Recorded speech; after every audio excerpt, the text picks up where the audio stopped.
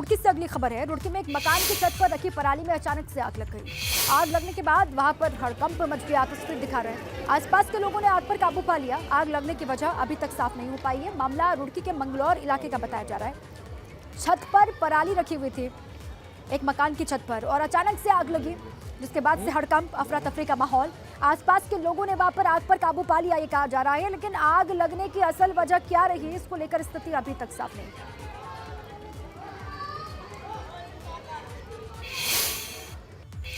उत्तराखंड में पर्यटन को बढ़ावा देने के लिए सीएम पुष्कर सिंह धामी लगातार प्रयास कर रहे हैं। चंपावत में एडवेंचर एरो स्पोर्ट्स की संभावनाओं को देखते हुए प्रदेश की सरकार की पहल पर टनकपुर में एक प्राइवेट एडवेंचर कंपनी ने नैनो ट्राइक और पावर मोटर पैराग्लाइडिंग का ट्रायल किया। ये ट्रायल ये कहा जा रहा है कि सफल रहा। टनकपुर के पूर्णागिरी मार्ग पर स्थित ग्राम नायक गोट में मैदान तैयार कर हवा में नैनो ट्राइक और पावर मोटर पैराग्लाइडिंग का ट्रायल किया गया। इन दोनों तरीकों से एक पायलट समेत एक अन्य यानी कि कुल 2 लोग सफर कर सकते हैं। नैनो ट्राइक टेस्टिंग के लिए हापुड़ उत्तर प्रदेश से पायलट शिव यादव, सुभाष सिंह और अमित यादव ने हवा में इसका सफल ट्रायल किया। वहीं गांधीनगर में नैनो ट्राइक के लिए गुजरात से आए पावर मोटर पैराग्लाइडिंग के पायलट अमित परमार और उनके सहयोगी अमित और शिवम ने हवा में इसका सफल ट्रायल किया। उसी की तस्वीरें आपके सामने।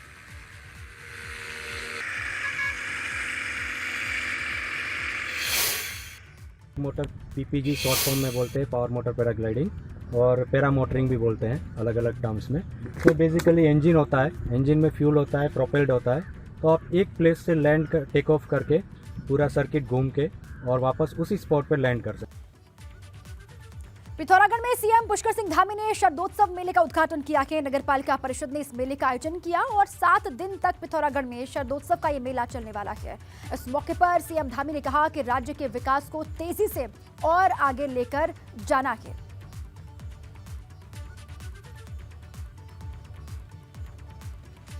देखिए, जनपद पिथौरागढ़ हमारा बहुत ही सीमांत जनपद है और 2 अंतर्राष्ट्रीय सीमाएं इस जनपद से लगी हुई हैं। और ऐसे जनपद जो हमारे सीमांत के जनपद हैं, सीमांत के गांव हैं, हमारे देश के यशस्वी प्रधानमंत्री मोदी जी ने भी पिछले दिनों माड़ा गांव में कहा है कि भारत के जितने भी सीमांत क्षेत्र हैं वो सारे के सारे गांव जो है भारत की दृष्टि से वो प्रथम गांव होंगे। उनका जो विकास है, उनकी जो योजनाएं हैं, उनका नियोजन है, वो प्रथम गांव की तरह होंगी। और अब बुलेटिन की शुरुआत करते हैं बड़ी खबर के साथ। करप्शन पर पूर्व मुख्यमंत्री तीरथ सिंह रावत का बड़ा बयान सामने आया है। यूपी से ज्यादा उत्तराखंड में कमीशन खोरी चलती है, ये तीरथ सिंह रावत ने कहा है। उत्तराखंड में बिना कमीशन के किसी का भी काम नहीं होता, जो उन्होंने कहा। यूपी से अलग होकर के राज्य में 0 होनी चाहिए थी कमीशन खोरी। पूर्व मुख्यमंत्री है तीरथ सिंह रावत, भ्रष्टाचार को लेकर सवाल खड़े किए हैं। सोशल मीडिया पर तीरथ सिंह रावत का बयान तेजी से हो रहा है वायरल। ये बहुत बड़ी बात उनकी तरफ से कही गई है और बहुत बड़ा बयान ये उनका है। कमीशन खोरी को लेकर वो कह रहे हैं कि यूपी से ज्यादा उत्तराखंड में कमीशन खोरी चल रही है और उत्तराखंड में बिना कमीशन के किसी का भी काम नहीं होता। ये भी कहा उत्तर प्रदेश से अलग होकर के राज्य में 0 हो जानी चाहिए थी कमीशन खोरी, लेकिन ऐसा बिल्कुल नहीं हुआ, बढ़ गया, ये भी उन्होंने कहा। और तीरथ सिंह रावत ने भ्रष्टाचार को लेकर भी सवाल खड़े किए हैं। चले इसी पर इसके क्या मायने हैं, किस तरीके से वो हमलावर दिखाई दे रहे हैं कमीशन खोरी को लेकर, ये जान लेते हैं। हमारे साथी विनोद जुड़ चुके हैं, सीधे उन्हीं का रुख करते हैं। विनोद, देखिए, अक्सर अपने बयानों के जरिए सुर्खियों में रहते हैं पूर्व मुख्यमंत्री तीरथ सिंह रावत, लेकिन अब देखिए कमीशन खोरी को लेकर जो बातें उन्होंने कही हैं, अब सीधा सा संकेत तो सरकार को लेकर भी हो जाता है। सरकार बीजेपी की तरफ से पूर्व मुख्यमंत्री उनको बनाया गया और अब जो बात उन्होंने कही है कमीशन खोरी को लेकर, भ्रष्टाचार को लेकर, इसके क्या मायने हैं विनोद? बिल्कुल, देखिए, पूर्व मुख्यमंत्री तीरथ सिंह का जो ये बयान सामने आया है उससे सरकार पर सवाल जरूर उठते हैं, क्योंकि तीरथ सिंह रावत पूर्व मुख्यमंत्री हैं और राज्य के मुख्यमंत्री भी रह चुके हैं। फिलहाल गढ़वाल से वो भाजपा के सांसद हैं, लेकिन कमीशन खोरी को लेकर उनका एक बड़ा बयान सामने आया, जिसमें साफ तौर पर तीरथ सिंह रावत ने कहा है कि उत्तराखंड में बिल्कुल कमीशन खोरी बहुत बड़े पैमाने पर जारी है और उत्तर प्रदेश से अलग होकर जहाँ कमीशन खोरी कम हो जानी चाहिए थी, यानी 0 होनी चाहिए थी, लेकिन उसमें कोई भी फर्क सामने नहीं आया है। और यही वजह कि बड़े पैमाने पर उत्तराखंड में भ्रष्टाचार है, कमीशन कमीशनखोरी है और जो स्थानीय जनता है उनके बिना कमीशनखोरी के कोई काम नहीं होता है। इस तरीके का बड़ा बयान तीरथ सिंह रावत का है और ज़रूर ये बयान सरकार पर सवाल उठाता है, क्योंकि वर्तमान में भाजपा की ही सरकार है, भाजपा के ही वो सांसद है। तो इस तरीके का बयान ज़रूर सरकार की मंशा पर, सरकार के कामों पर सवाल उठाता है कि उत्तराखंड में कमीशनखोरी के बिना कोई काम नहीं होता है। और साफ तौर पर तीरथ सिंह रावत ने ये भी कहा है कि उत्तर प्रदेश से करीब 22 साल अलग हो चुके हैं उत्तराखंड बने हुए, और एक तरफ जहां बिल्कुल कमीशनखोरी जीरो होनी चाहिए थी उत्तराखंड में, अब बड़े पैमाने पर भ्रष्टाचार और कमीशनखोरी उत्तराखंड में चरम सीमा पर है, जहां कम होनी चाहिए थी। अब और खुद मुख्यमंत्री जीरो टॉलरेंस की बात करते हैं भ्रष्टाचार को लेकर, और कहां अपने ही सवाल उठाते हैं। बीजेपी के सांसद हैं, पूर्व मुख्यमंत्री वो रहे हैं और सरकार बीजेपी की चल रही है। उनका इस तरीके से बात कहना, बयान देना बहुत सारे सवालों को जन्म देता है। आप रहे विनोद हमारे साथ, इस पर लगातार हमारी नजर आगे भी रहेगी किस तरीके से रिएक्शन सामने आते हैं। अब आगे बढ़ते हैं। पिथौरागढ़ से खबर है। पिथौरागढ़ में पिकनिक मनाने जा रहे स्कूली छात्रों से सीएम पुष्कर सिंह धामी ने बातचीत की। बस के अंदर जाकर के छात्रों से रूबरू हुए और उनसे बात की। सीएम पुष्कर सिंह धामी कुछ देर तक छात्रों के बीच बैठे रहे। एक्सक्लूसिव तस्वीरें आप देख पा रहे हैं। सीएम को देखकर सभी छात्र यहाँ पर खुश दिखाई दिए।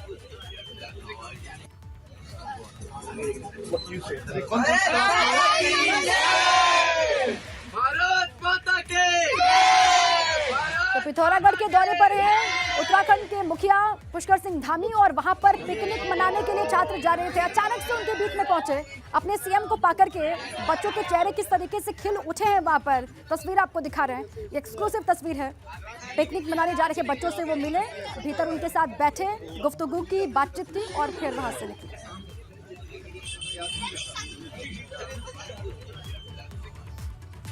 और बड़ी खबर, थोड़ी ही देर में सीएम धामी पिथौरागढ़ के छात्रों से संवाद भी करने वाले हैं। एनसीसी कैडेट्स और प्रतिभाशाली छात्रों से सीएम संवाद करते हुए दिखाई देंगे। 2 दिन के कुमाऊं के दौरे पर हैं सीएम पुष्कर सिंह धामी। पिथौरागढ़ के दौरे पर सुबह 10 से 11 बजे तक पिथौरागढ़ के अधिकारियों के साथ बैठक वो करने वाले हैं और कई विकास के कार्य जो वहां पर चल रहे हैं उन विकास के कामों की प्रगति रिपोर्ट को वो देखेंगे, फीडबैक लेंगे, किस तरीके से काम वहां पर हो रहा है, जो तय वक्त है उसी के मुताबिक अधिकारी आगे बढ़ रहे हैं कि नहीं, इसी को लेकर वो चर्चा भी करने वाले हैं। उससे पहले थोड़ी देर में खबर ये कि पिथौरागढ़ के छात्रों से संवाद करते हुए एनसीसी कैडेट्स और प्रतिभाशाली छात्रों से बातचीत करेंगे सीएम पुष्कर सिंह धामी।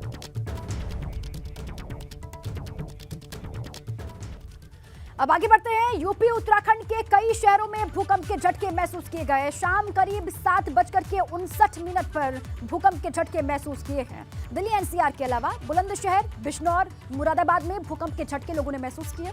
और वहीं उत्तराखंड की बात करें तो रुद्रप्रयाग, बागेश्वर, ऋषिकेश, खटीमा, कोटद्वार, पिथौरागढ़, मसूरी, श्रीनगर में भी भूकंप के झटके लोगों ने महसूस किए। भूकंप का केंद्र नेपाल का दुधारू कोट बताया जा रहा है। वहीं रिक्टर स्केल पर भूकंप की तीव्रता 5.4 दर्ज की गई और 8 नवंबर से 3 बड़े झटके महसूस किए गए हैं। बीच बीच में छोटे झटके भी लोगों ने महसूस किए, लेकिन उत्तराखंड, यूपी में कोई नुकसान की बात नहीं सामने आई है। ये गनीमत वाली बात है। सबसे ज्यादा नुकसान जो हुआ नेपाल में हुआ है। दुधारू कोट नेपाल का वो इलाका जहां पर भूकंप का केंद्र रहा और नेपाल में कहा जा रहा है कि नुकसान हुआ है, लेकिन यूपी उत्तराखंड से नुकसान की कोई खबर नहीं है। लेकिन लगातार जिस तरीके से भूकंप के झटके लोग महसूस कर रहे हैं उससे लोगों में डर जरूर बैठ गया है। लोग दहशत में। दिल्ली, नोएडा, अलग अलग हिस्सों की तस्वीर आपको दिखा रहे। पंखे किस तरीके से हिल रहे हैं भूकंप के झटकों की वजह से, ये आप देख लीजिए। कुमाऊं के कई हिस्से भूकंप के लिहाज से बहुत संवेदनशील हैं, जोन 5 और जोन 4 में आते हैं। इसीलिए उत्तराखंड के कुमाऊं हिस्से के लोगों की चिंता और बढ़ जाती है।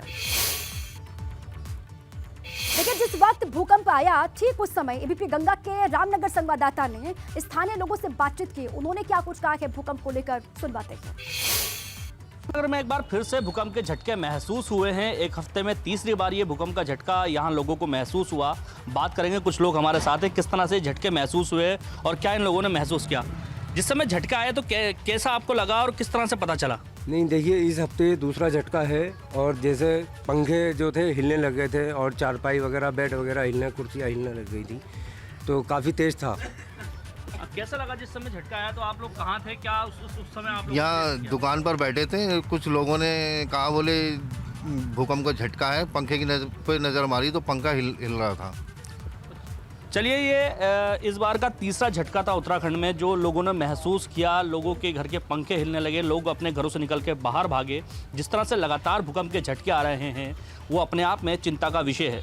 वीडियो जर्नलिस्ट इफ्तिकार हुसैन के साथ दानिश खान, एबीपी गंगा, रामनगर। और सीएम पुष्कर सिंह धामी ने भी भूकंप के झटकों को महसूस किया। पिथौरागढ़ में सीएम की मौजूदगी और सीएम ने महसूस किए पिथौरागढ़ में भूकंप के झटके।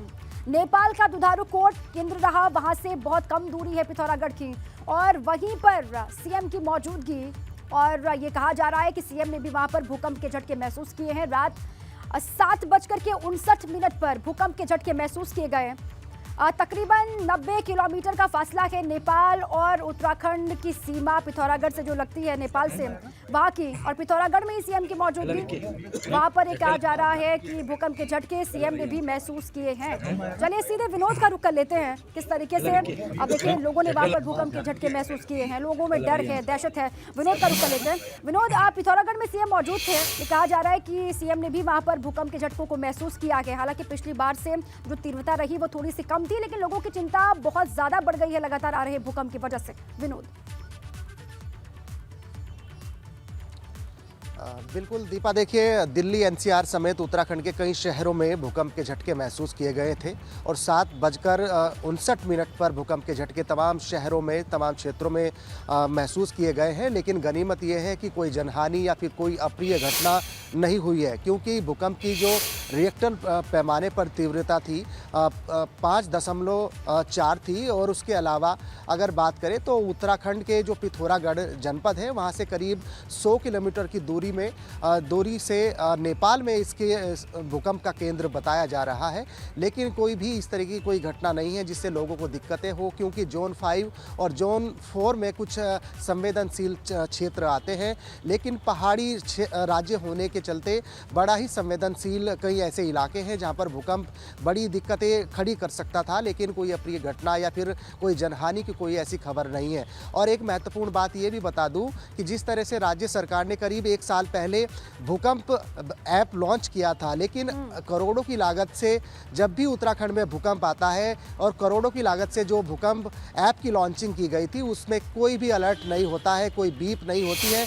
और यही वजह है कि करोड़ों का नुकसान यहाँ पर हुआ है। और पिछले सप्ताह जब भूकंप आया था, जिसकी तीव्रता करीब 6.2 थी, और उसके बाद में दूसरी बार ये भूकंप आया जिसमें उत्तराखंड के कई शहर विनोद, और लगातार जिस तरीके से झटके महसूस किए जा रहे हैं, लोग खौफजदा हैं उत्तराखंड में। संवेदनशील इलाके हैं उत्तराखंड के बहुत सारे, जहां पर लोगों की चिंता बढ़ गई है लगातार आने वाले भूकंप की वजह से। शुक्रिया विनोद पूरी जानकारी के लिए। उत्तराखंड में सरकारी महकमों में करप्शन की जड़ें इतनी गहराई तक जमी हुई हैं कि उन्हें उखाड़ पाना सरकार के लिए लगता है मुमकिन नहीं हो पा रहा। पौड़ी में सोशल मीडिया पर एक पटवारी और कानूनगो का रिश्वत मांगते ऑडियो वायरल हुआ है, जो साफ ये करता है कि करप्शन कम नहीं हो पा रहा है।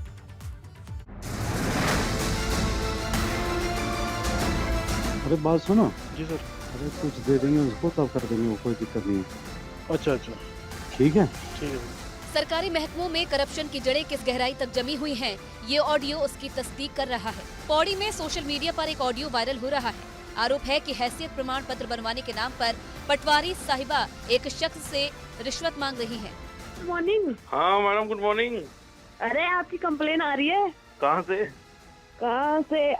एक बार बताओ, आपने कानून को साहब के पैसे दे दिए? अरे देने यार, कल मैं पौड़ी था पूरा दिन। अरे उसके कुछ ना होने वाला इनके साथ घूम के। अरे आप कानून को सर का फोन क्यों नहीं उठा रहे हो?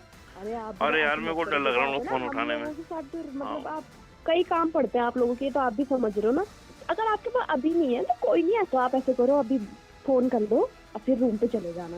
अरे मैडम, मांग भी तो 3000 रुपए रही है, नहीं कि कुछ हल्का हाथ रख ले। अरे तो पता, और आपका फॉर्म नहीं बनता। उस टाइम तो आप कह रहे थे कि फॉर्म बनना है, फॉर्म बनना है। अब सर ने अपने जेब से दिए कि चल भाई इस लड़के का काम हो जाए, है ना, ये भी तो है। एक और ऑडियो भी वायरल हुआ है जिसमें कानूनगो खुद व्यापारी से पैसे मांगते सुनाई दे रहे हैं। हाँ लगा दे तो ना उस पे ओरिजिनल। बस सर आ रहा हूँ, वही लेके आ रहा हूँ, फोटो निकलवा रहा था बस। अच्छा, ओरिजिनल वाला? हाँ सर। अच्छा अच्छा। अरे बात सुनो। जी सर। अरे कुछ दे देंगे उसको, तब कर देंगे, वो कोई दिक्कत नहीं है। अच्छा अच्छा, ठीक है। ठीक है सर। ठीक है। इस वायरल ऑडियो पर डीएम ने संज्ञान लिया है और जांच बैठा दी गई है। इस संबंध में प्रकरण मेरे संज्ञान में जब लाया गया तो एसडीएम से हम जांच रिपोर्ट मांग रहे हैं और जैसे ही उस संबंध में उस पूरे प्रकरण से रिलेटेड इन्फॉर्मेशन आएगी तो अप्रोप्रिएट एक्शन लिया जाएगा। इस ऑडियो से साफ है कि तहसील में कोई भी दस्तावेज बनवाना हो तो बगैर कुछ दिए काम ही नहीं होता है। पटवारी कानून को समेत दूसरे कर्मचारी तब तक काम नहीं करते हैं जब तक उनकी जेब गर्म नहीं होती है। एबीपी गंगा के लिए पौड़ी से आलोक रावत की रिपोर्ट। अब चलिए आगे बढ़ते हैं, बात करते हैं कि रामनगर से किस बात का डर। जी हाँ, राजनीतिक गलियारों में इन दिनों चर्चा है कि सीएम पुष्कर सिंह धामी रामनगर जाने से बच रहे हैं। कांग्रेस को लगता है कि रामनगर में जो भी सीएम दौरे पर गया उसकी कुर्सी चली गई।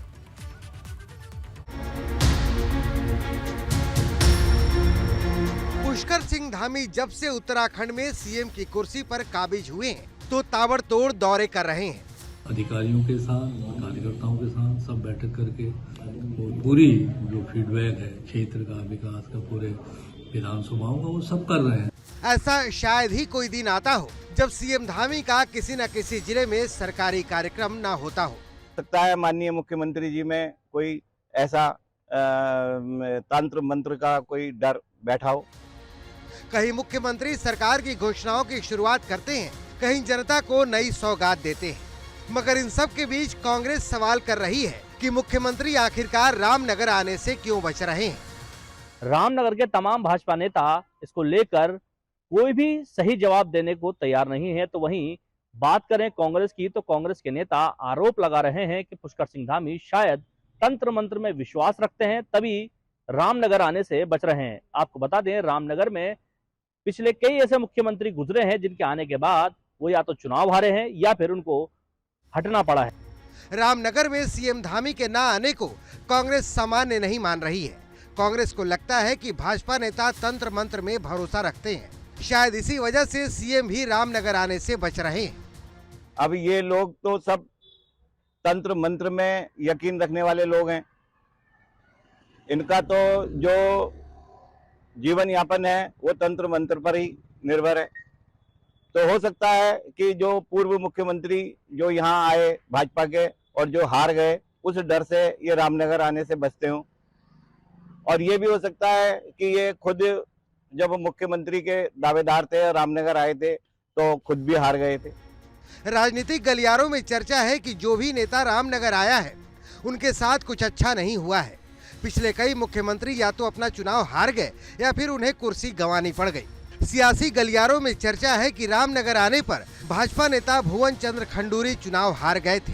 इसी तरह से हरीश रावत भी रामनगर आने के बाद चुनाव हार गए थे। विजय बहुगुणा को रामनगर आने के बाद सीएम पद से हटना पड़ा था, जबकि त्रिवेंद्र सिंह रावत को भी सीएम की कुर्सी छोड़नी पड़ गई थी। हालांकि भाजपा कह रही है कि ये सब कोरी अफवाह है, न तो सीएम और न ही पार्टी ऐसी किसी बात पर भरोसा करती है। 2 बार आ चुके हैं चुनाव के बाद, शायद 2 बार या 3 बार, कई बार आ चुके हैं। तो वहीं जो हमारी जो समीक्षाएं होती हैं विधानसभाओं की, उनमें अधिकारियों के साथ, कार्यकर्ताओं के साथ सब बैठक करके पूरी जो फीडबैक है क्षेत्र का, विकास का, पूरे विधानसभाओं का, वो सब कर रहे हैं। तो आज आगे जब पूरी विधानसभा सारे जिलों का ये भ्रमण कार्यक्रम उनका हो जाएगा तो मैं उसके बाद जो हमसे उन्होंने प्रत्येक विधायक से, केवल भाजपा के विधायकों से ही नहीं, वो अन्य जो विपक्षी विधायक उनसे भी 10-10 प्रस्ताव अपने अपने क्षेत्रों के मांगे हैं। अब सवाल ये है कि रामनगर को लेकर सियासी गलियारों में जो चर्चा है उसका सच क्या है? क्या ये सब अफवाह और अंधविश्वास है या फिर इसके पीछे कोई कहानी है? एबीपी गंगा भी ऐसी किसी बात का न तो समर्थन करता है, न ही हमारा मकसद अंधविश्वास को बढ़ावा देना है। एबीपी गंगा के लिए रामनगर से दानिश खान की रिपोर्ट।